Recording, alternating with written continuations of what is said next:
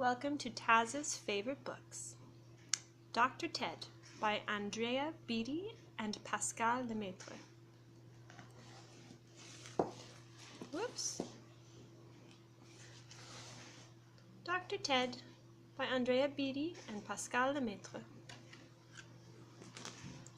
One morning, Ted woke up, got out of bed, and bumped his knee. That's not good, thought Ted. I need a doctor.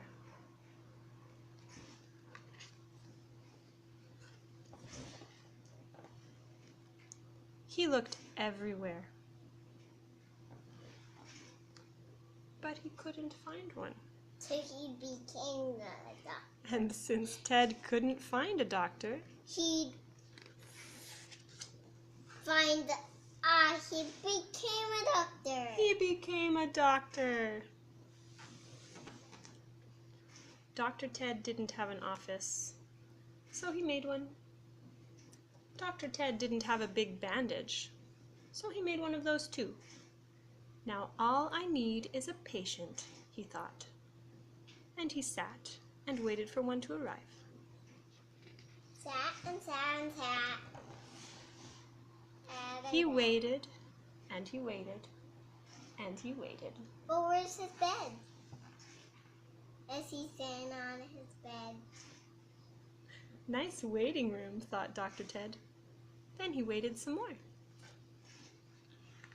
Two and some more and some more and some more. All the way in. I think it's time for a house call, he thought. Hello, he called throughout the house. His mother was in the kitchen. You have measles, said Dr. Ted. We should operate. Those are my freckles, said his mother. Eat your breakfast.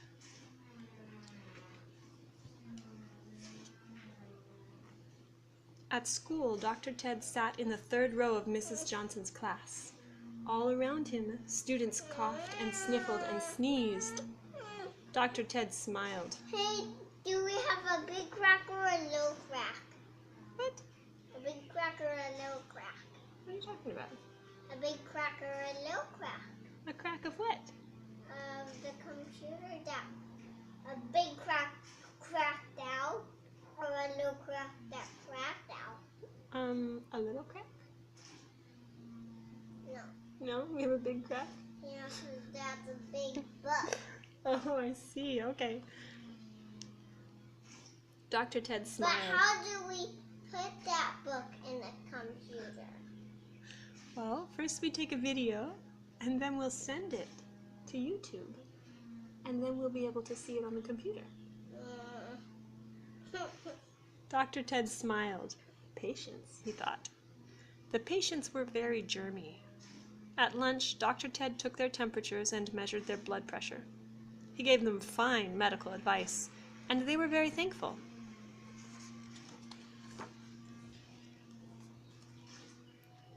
Dr. Ted was such a good doctor, even Mrs. Johnson came to see him.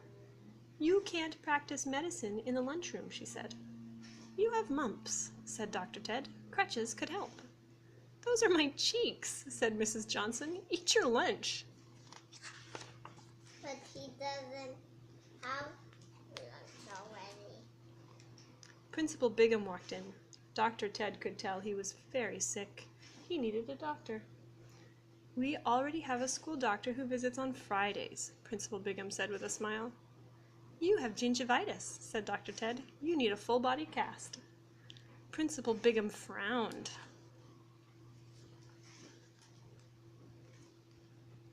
You also have bad breath, said Dr. Ted. You need a shot. Principal Bigham's face turned bright red. And a fever, said Dr. Ted. You need a transplant. We already have a school doctor! Principal Bigham pointed toward the door.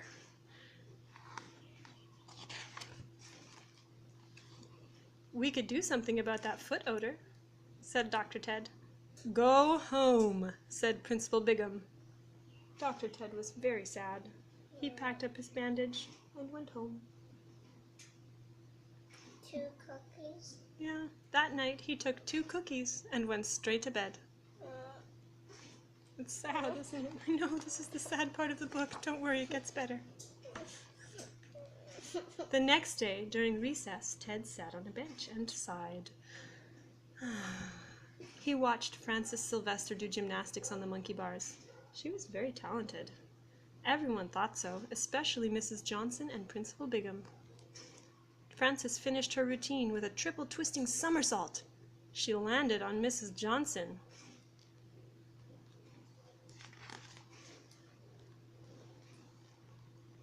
"Ouch!" cried Mrs. Johnson. "My ankle!"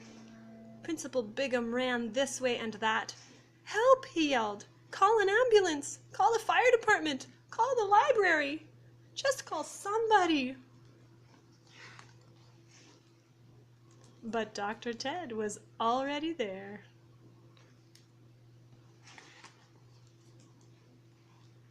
He wrapped Mrs. Johnson's ankle with a big bandage. He checked her vision and her tonsils. "Take 2 cookies," he said. "You'll feel better in the morning." Just then the ambulance arrived, and the fire department, and the librarians. Which one is the fire department? The fire red one. Truck. Yeah, Fire truck. the fire truck. And which one is the library? I think those are the dogs with the books on their heads. It's funny, huh? "It's a good thing you had Dr. Ted," they all said. "There's always room for another school doctor," said Mrs. Johnson. "My work here is done," said Dr. Ted. "Keep the bandage." Principal Bigham's face turned bright red. "You really should do something about that fever," said Dr. Ted.